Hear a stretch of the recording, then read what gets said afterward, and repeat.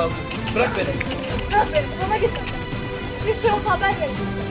Kimse ulaşamaz. Ulaşamaz. Bırak beni Miran. Bırak. Dur. Şunu al onu.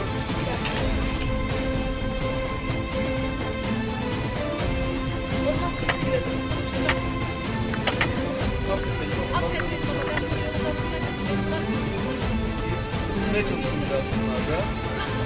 Babamın artık ondan sonra çöktüm. Baba. O da baba sakın babayla konuşmaya başladı.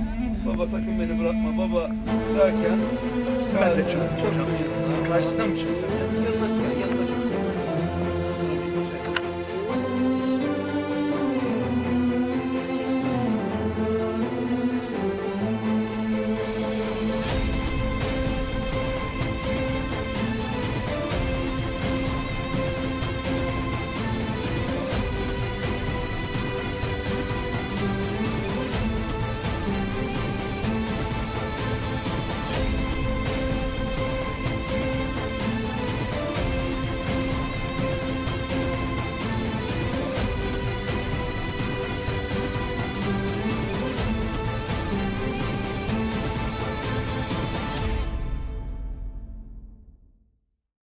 İlk cümlesinden sonra dönüş.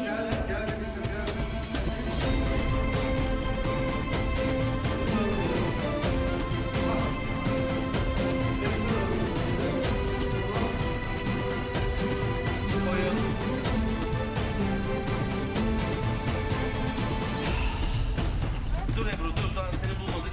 Ensemdeyiz.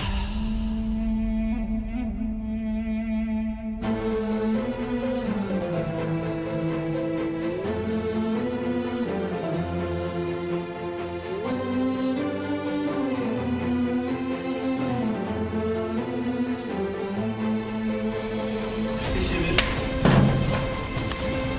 3 2 1